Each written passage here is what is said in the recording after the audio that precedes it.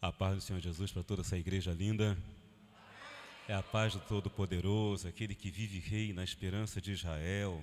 Raiz e dizer, você fica mais à vontade, você tem liberdade, liberdade no Espírito. E eu quero dizer para vocês que o Espírito de Deus está aqui. E onde há o Espírito do Senhor, aí a liberdade. Então tenha liberdade para falar com Ele, tenha liberdade para exaltar, glorificar, para ouvir, para receber. Abra o teu coração, abra os teus ouvidos espirituais. Porque eu falo isso? Porque eu não falo para escutar, que a Bíblia não manda escutar. Escutar é um ato físico, não é do som, que são ondas eletromecânicas, mas fala, quem tem ouvidos ouça, é para dar ouvidos, atender aquilo que está sendo falado. Deus está falando neste lugar há muito tempo. Abra o teu coração para entender o que Deus tem falado. Vamos começar meditando na seguinte palavra, não é? Veio sobre mim a mão do Senhor. Queridos, o profeta Ezequiel, ele está ali, e eu creio, posso entender, que ele está no momento de oração. O profeta estava orando, o profeta estava no seu momento com Deus, naquele momento de intimidade, de comunhão, de comunicação, mergulhando na presença do Senhor. Aquilo que ele profetiza lá na parte final, ele já estava vivendo nesse momento. Ele estava adentrando no rio, e foi adentrando, até que um dado momento veio sobre ele a mão do Senhor. E o que é a mão do Senhor? Quando você faz a exegese nos textos originais, você percebe que a ação do Espírito de Deus, a ação do Espírito do Senhor, ele tem alguns nomes na Bíblia Sagrada. Por exemplo, quando vem o Espírito de Deus sobre Eliseu, a Bíblia fala que a mão do Senhor foi sobre Eliseu. Quando Jesus expulsava demônios e curava, ele fala, sobre mim tem o dedo de Deus. Depois ele fala, o Espírito do Senhor é sobre mim. Então, na verdade, quando a mão do Senhor vai sobre o profeta Ezequiel, é o Espírito do Senhor que toma a vida do profeta, e de repente ele sai do estado da carne, e sai da visão da carne, do pensamento da carne, e ele é transportado para um movimento espiritual, que é isso que nós fazemos e vivenciamos quando estamos na presença do Senhor. É por isso que o Salmo fala, minha alma está apegada a pó, vivifica-me segundo a sua palavra. Você chega na igreja, às vezes no pó, pensando, sentindo, como homem, como mulher, mas aí você começa a adorar, exaltar, glorificar, e de repente você é arrebatado, e não tem mais conta, não tem mais doença, não tem mais problema, não tem mais perseguição, não tem mais calúnia, não tem mais mentira contra a tua vida, não tem mais calor, não tem mais frio. É você e o Espírito Santo e você não sente mais nada, não pensa mais nada, porque você foi tomado pela mão do Senhor. O Espírito de Deus tomou você, ele se apossou da tua vida. Não resista a esse tomar do Espírito Santo. Ele quer tomar a tua visão, quer tomar o teu paladar, quer tomar os teus ossos, o teu corpo. Saia dessa dimensão da carne, porque Deus tem uma dimensão superior para você. Por isso Jesus fala, venha a nós o teu reino. São dois movimentos, vai se ligando, se elevando ao reino, e peça para o reino descer, que você vai ao encontro do reino e vai ser tomado pelo reino. No reino de Deus não há doença, no reino de Deus não há tontura, não há dor, não há fracasso, não há miséria, não há tristeza. No reino de Deus, quem reina são as coisas do Senhor, e nas coisas do Senhor é fartura, é alegria, é graça, é unção, é renovo, é transformação, é poder, é levantar, é voar, é transcender. Isso é as coisas de Deus na vida do crente. Mas, pastor Paulo, o profeta precisava, principalmente o profeta precisava. Queridos, o profeta, ele é profeta de Deus, mas ele não é Deus. O profeta é homem de Deus, mas ele não é Deus. O profeta é vaso de Deus, mas ele não é Deus. É por isso que a gente rejeita qualquer rótulo, qualquer glória, qualquer exaltação. Querido, não vá atrás do Deus, do vaso de Deus, vá atrás do Deus do vaso. Porque o vaso de Deus cai, o profeta de Deus cansa, o pastor de Deus ele se enjoa, mas o Deus do profeta não cansa, o Deus do vaso não enjoa, o Deus do pastor não dorme, não tosqueneja, não cochila, não erra, não se engana e nem se esquece de você. É infalível esse Deus que nós adoramos e servimos.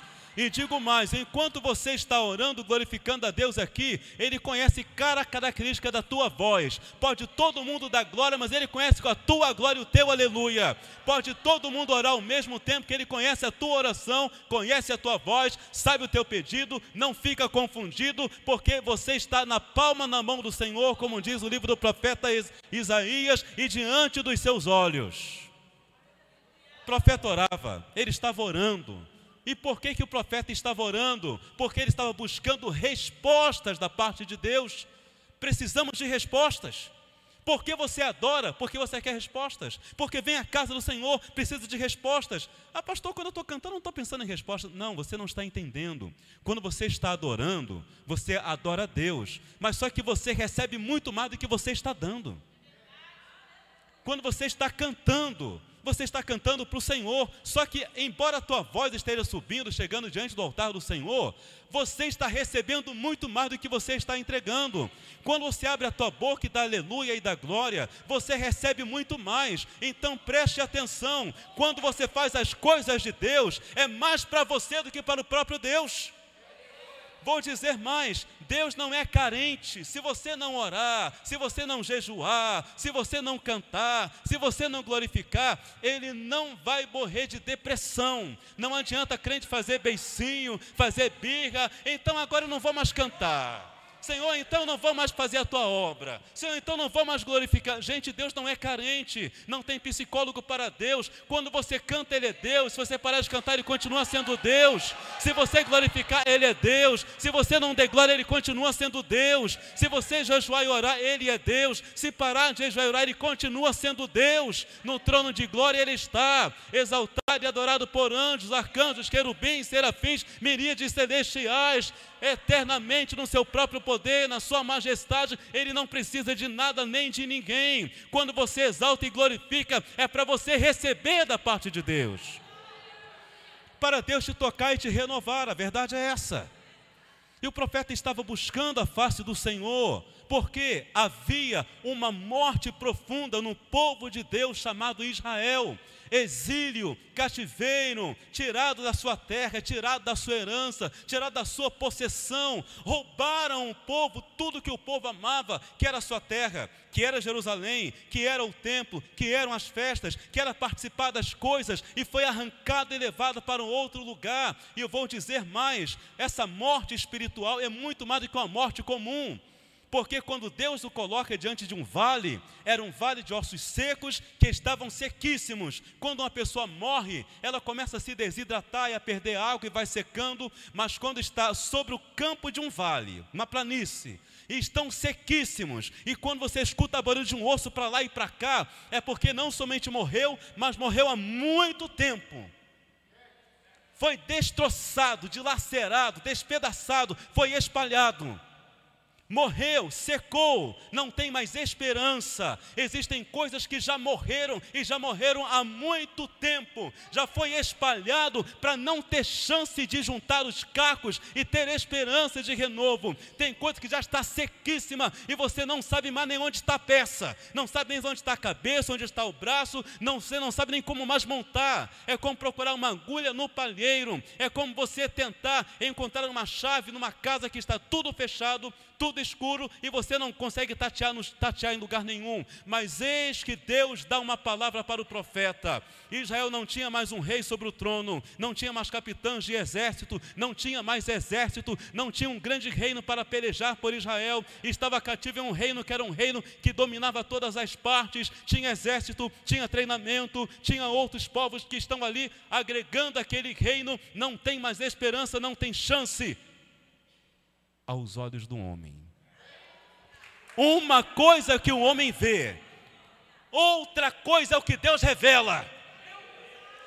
O homem vê ossos secos, mas Deus revela que um grande exército se levantaria. Aonde você está vendo ossos secos, um exército se levantará. Aonde você está vendo morte, Deus está profetizando vida. Aonde você está vendo um vale horroroso, vai soprar vento de Deus, e quando o vento sopra, alguma coisa acontece. Deus tem algo com o vento, não é? O mundo estava caótico, em total destruição, mas um vento soprava, e esse vento era o Espírito do Senhor, se movia sobre a face das águas, a face do abismo, e o vento soprou e alguma coisa aconteceu. Lá em Pentecostes foi assim, escutou um som de quê? É de um vento, o vento está soprando, é igual o vento aqui no 338 que está soprando hoje, está soprando para fazer de novo o que Deus gosta de fazer. Você veio para cá, sentiu a unção, deu glória a Deus, sentiu o calor. Você acha que esse vento aí é só para você se alegrar? Não, esse calor aí, essa unção, essa alegria, é porque tem morto ressuscitando hoje. Tem morto ressuscitando hoje. É interessante como que o profeta Ezequiel, ele tem uma ligação tão grande com o próprio Cristo. Sim, com o próprio Jesus. Porque Cristo ele era sacerdote. Ezequiel também era sacerdote. Ezequiel, ele vai ter as primeiras revelações já com 30 anos de idade, exatamente quando vai começar o ministério de Cristo Jesus. E Ezequiel não estava em Israel, ele estava lá junto ao rio Quebar, no meio dos cativos. Em outras palavras, Jesus, ele não tem lá no céu, não. Jesus vem aqui à terra, no meio desse cativeiro, para poder começar a fazer a sua obra. E é interessante, queridos, que Ezequiel, as visões que Ezequiel tem, elas vão meio que se complementando aquele 4D do Senhor. Quando você vai no texto original, à medida que ele vai olhando assim, e ele vê uma águia voando, e ele vai girando assim, e de repente ele vê agora um novilho, que é um boi novo. Daqui a pouco ele vai virando, e tem ali, como se fosse um rosto de um homem, e vai virando, e tem o quê? Uma águia. Ele vê um leão, ele vê um novilho, ele vê um homem e vê uma águia. É o 4D do Senhor Jesus. À medida que ele faz girando ali, o texto é até difícil de compreender, e tá, tudo bem. Não tem nenhuma revelação clara ali, mas observem, o que Ezequiel vê no capítulo 1 é uma comitiva celestial. É uma comitiva celestial que desce ali para poder comissionar o profeta.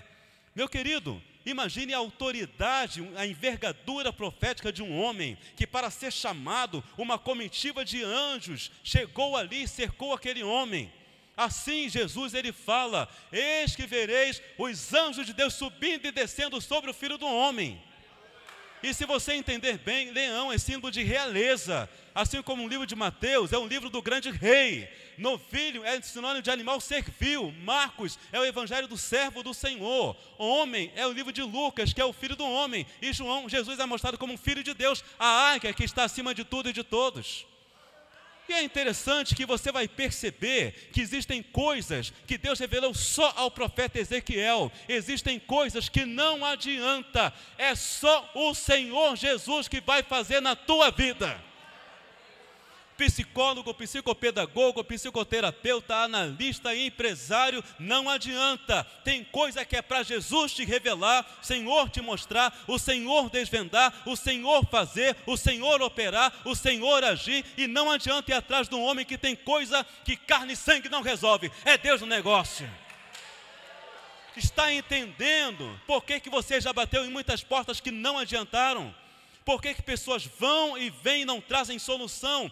Deus está esperando você parar um pouquinho, mergulhar em oração como o profeta Ezequiel, porque Ele não quer falar com ninguém para falar contigo, Ele quer falar contigo diretamente. Vai tratar contigo e coisas grandes virão sobre os servos do Senhor. Tem coisas grandes sobre os servos do Senhor. E olha só, que coisa linda! E ali ele é tomado pela mão de Deus e ele é transportado primeiro para o meio de um vale e depois ele vai andando ao redor do vale. Por que Jesus faz isso? Coloca no meio e depois coloca na borda do vaso. Primeiro ele tem que ir para o meio do vale porque ele tem que sentir. Ele tem que ter uma interação, ele tem que ter uma reciprocidade para poder sentir a necessidade do povo, sentir a carência espiritual das pessoas. Você não vai ser profeta, não vai ser vaso, não vai ser pastor à distância de ninguém. Deus te ungiu para trabalhar com almas, para trabalhar com vidas, e não com cadeiras, e não com portas, e não com paredes. Ele te abençoou a tua vida para abençoar outras vidas. E depois colocou ao redor do vaso para ele poder enxergar direito e ver tudo. E observem só a pergunta que Deus faz ao profeta: filho do homem, poderão esses ossos viverem? Filho do homem, homem e mulher que estão aqui, poderão esses ossos, lembra isso que morreu? Você não queria que morresse. Algumas coisas morreram por culpa tua, e outras você não teve culpa nenhuma. Você era vítima, você não entendia, você não sabia, armaram um laço, consequência, não estava na presença do Senhor, você não entendia as coisas espirituais. Quando você nasceu já estava assim. Heranças malignas, hereditárias, ranço de família, aquele ranço de família que você acabou agregando, e tantas coisas que morreram na tua vida. Já morreu há muito tempo, e você já vê tão seco e espalhado, que você nem ora mais e nem pede mais. Tem cura que você parou de pedir. Tem cura que você já se conformou, fazer o tratamento, deixa eu tomar esse remédio. Você orou algumas vezes, sentiu uma melhora, mas insistiu a doença, você parou de pedir aquela cura, aquela libertação. Aquela vida que você orava e chamava para a casa do Senhor, você parou. Ei, espera um pouco. A conveniência, a conformação é um problema sério. Conformar é entrar na forma. A Bíblia fala o contrário: não vos conformeis. Não entra na forma da frieza, na forma da conveniência, na forma da mesmice, na forma da conformação. Tá, é assim mesmo, deixa para lá, não. Bartimeu cego, já era cego há muito tempo, mas ele não se conformou. Havia um fio de esperança para ele. Ele já estava cego há muito tempo. Ele não nasceu cego, porque senão ele não falaria, eu torne a ver. Ele já viu algum momento. Ele já viu. E tem pessoas que já tiveram, e foi arrancado, e foi tirado, dilacerado, e foi perdido, e foi destruído, e foi espalhado, e a pessoa já perdeu a esperança. Mas vejam bem, assim como Deus mandou Ezequiel abrir a boca, porque quando a boca se abre, o som sai, e tem palavra de Deus na tua boca. Abrir a boca e falar é profetizar. Profetizar é falar a palavra do Senhor. A palavra é profecia, a palavra repreende demônio, a palavra libera o novo, a palavra revela o novo, a palavra traz o novo, novos céus, nova terra, novo patrimônio, uma nova visão. Tem que abrir a tua palavra e declarar o que a palavra de Deus vai falar. Abra a tua boca e declare o que a palavra de Deus diz. Por que é tão importante falar? Porque Deus te ungiu para falar. É uma das maiores características do homem, é a expressão, é a comunicação. Se você perceber bem os movimentos da fala, você tem que ter som. Como que vai vibrar suas cordas vocais? Pelo ar. Olha aí o ar de novo, olha aí o ar de novo, olha aí o ar de novo. Tem que ter ar, e você vai inspirar, e aquilo que está dentro de você vai movimentar as cordas vocais. Presta atenção, quando Deus criou um homem, Ele criou apenas um boneco, um formato qualquer. Já viu as obras de Michelangelo? Coisas lindas, ainda mais com os meios que ele tinha para aquela época. Era um gênio. Mas o que diferencia as obras de Michelangelo, aqueles anjos, das obras de Deus? É que são lindos, mas não têm vida. Não se movem, não sentem nada. Mas as obras de Deus não são como as obras de Michelangelo. Ele fez um boneco, mas ele soprou lá dentro, inspirou e...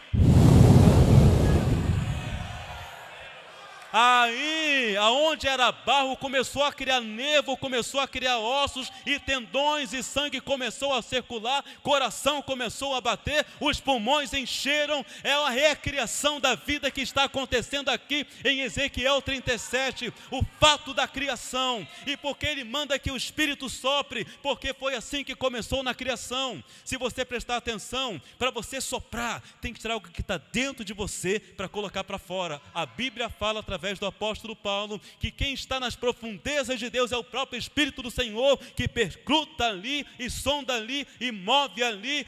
E livro de Jó fala, Jó 33:4, o Espírito de Deus me fez, o sopro do Todo-Poderoso me deu vida. Quando Deus soprou, Ele colocou o Espírito Santo dentro do homem, e por isso que ele viveu ali naquela hora.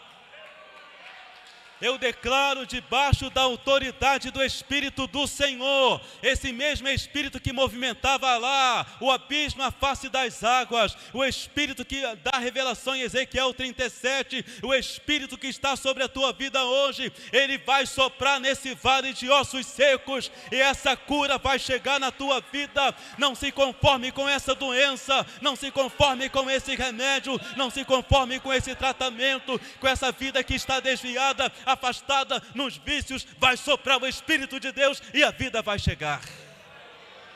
Recebe aí no nome do Senhor Jesus. Toma, aproprie-se dessa palavra, aproprie-se dessa palavra. Quando Deus fala com Ezequiel, manda, o próprio Ezequiel, ele não tem coragem de responder. Poderão viver? Ele fala assim: Senhor que sabe, eu não sei de nada. Porque existem momentos que a coisa está tão feia, a fealdade é tão grande, aquela figura hedionda, e parece que você ora, a pessoa tem bronquite, fica com mais tosse e com falta de ar e vai parar no hospital, e você ora, a pessoa está fumando, fuma mais ainda, a coisa está tão estranha, está tão esquisita, que você fala: olha, Deus que sabe, deixa eu orar, não vou nem responder nada não, mas Deus fala bem assim: olha, eu estou perguntando é porque existe a esperança, eu estou perguntando é porque você não pode, mas eu posso, eu estou perguntando é porque você não tem condições, mas eu tenho condições.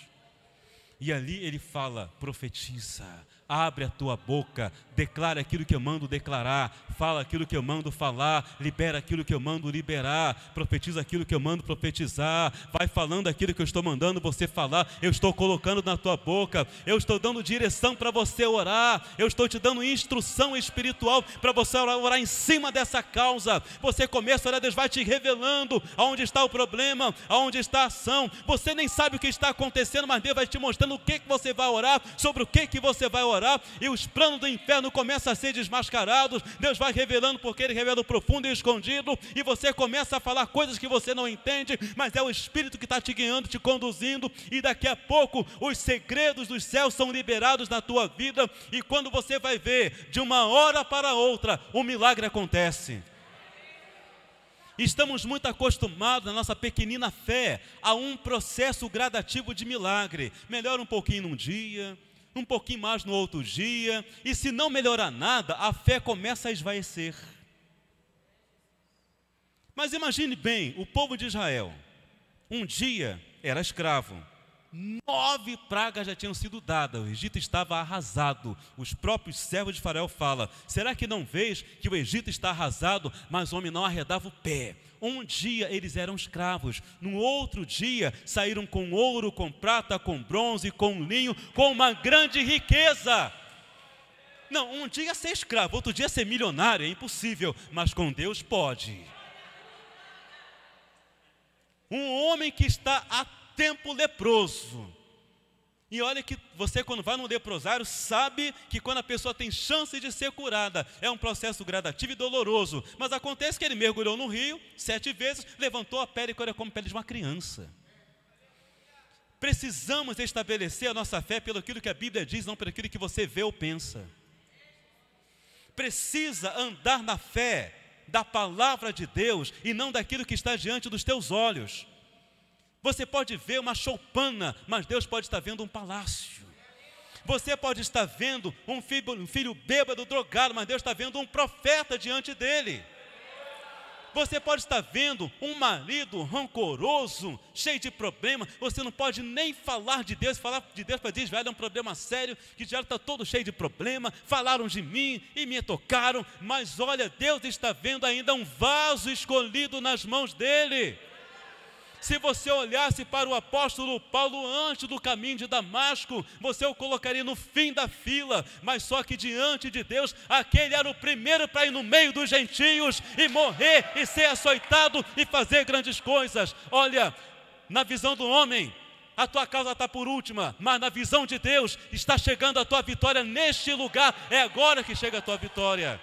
Esta palavra é para que você tenha fé naquilo que Deus libera. Renasça a tua fé, avive a tua fé, toma a tua fé, porque Deus trabalha e age por meio da fé. Toque no altar de Deus. No altar tem milagre. toca nas vestes do Senhor, vai adorando, vai glorificando. E observem que o Senhor não falou assim: olha, profetiza e vou fazer criar pele, e nervos, e carne, e... Não, ele começou, o osso já tinha. Vou fazer colocar tendões e nervos, depois carne, depois pele. Pastor, por que não alcançou da pele? Porque osso seco é uma coisa tão feia, porque a pele é o exterior, é a aparência. O milagre acontece de dentro para fora, não é de fora para dentro. Deus, ele vai agir lá na raiz, e vai curar a raiz dessa árvore, e as folhas serão novas, e o fruto será novo. Tendões fazem a ligação. A função do tendão é fazer a ligação dos ossos, para poder ter a coordenação motora. E a carne é para encher, para dar movimento. Se você não tem contração muscular, você não se mexe. Pastor, o que você está querendo dizer com isso? Olha, a primeira coisa que Deus faz é ligar tudo que está desligado, porque crente desligado não recebe vitória. Os tendões, eles são alinhados para poder colocar cada osso no seu lugar e formar um esqueleto perfeito. Ou seja, enquanto tudo está tudo ao contrário, Deus começa a alinhar as coisas na tua vida. E depois ele dá o revestimento de carne, porque para dar movimento, você quer vitória, comece a se movimentar, não fique parado.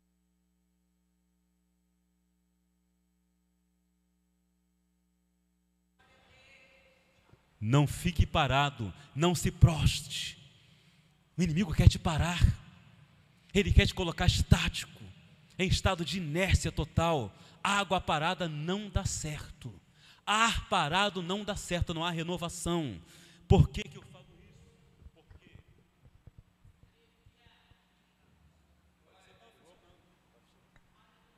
glória a Deus. Enquanto o inimigo quer te parar, Deus, ele quer te movimentar. Deus, ele quer te agitar. Irmãos, Deus é um Deus de movimento. Você só vai ficar parado, sabe para quê? Para parar e olhar o livramento que Deus vai te dar. Você só vai ficar parado quando Deus mandar, porque você guerreia, você peleja. E tem uma hora que Deus fala assim: meu filho, você está guerreando bastante, não está? Você guerreia, Deus, eu te dou vitória. Você peleja, derruba o inimigo. Só que eu quero te mostrar que para te dar vitória, você nem precisa de pelejar. Fica paradinho aí, fica só olhando, cantando e exaltando, e olha o livramento que eu estou te dando. Olha o escape que eu estou te dando. Essa peleja não é com lança, não é com espada. É o Senhor que guerreará por vós, e vós calareis. Movimenta, começa a agir. É igualzinho, sabe o que, queridos? O açúcar no fundo do copo. Pega aquele café gostoso. Lembra quem gosta de um café? Eu bebo café poucas vezes ao dia, mas eu gosto de um café bom, aquele café bem requintado, encorpado, não é? E vai e coloca o açúcar lá no meio, no final na xícara, e não mexa, para você ver o que vai acontecer. Quando você vai beber, está aquele café amargo. Mas eu tenho certeza que eu coloquei açúcar. Tá, só que você não mexeu. Tem crente que está pedindo coisa que Deus já deu, já está lá no meio do vale, já está lá no teu coração, já da tua alma, já derramou no teu cântaro, só que está parado, você não está acionando, você não está movimentando, você não está tangendo. Não, olha, a Bíblia fala: desperta o dom que há em ti, Timóteo. Timóteo já tinha um dom e tinha que despertar e usar. Você tem que movimentar, porque enquanto você movimenta nas coisas de Deus, Deus movimentará naquilo que você precisa, e vai agir e trabalhar na tua vida, e dará vitórias que nenhum outros poderiam dar para você. E quando você não movimenta, Deus, ele vai permitir situações para fazer você se movimentar. Então, quem sabe essa peleja é para você movimentar esse ato profético no meio da tua vida, e tirar da inércia, e começar a vir vento de Deus sobre o teu coração, e vento de Deus sobre o teu ministério, e vento de Deus sobre a tua família, e vento de Deus sobre a tua casa, sobre a tua profissão, sobre as mensagens que você prega, sobre os hinos que você canta, nos lugares aonde você vai tem vento de Deus. Deus quer te movimentar para mandar vento, e vento da parte dele. O vento, ele renova o ar, e é momento de renovação. Vamos nos colocar de pé, queridos? Glória a Jesus.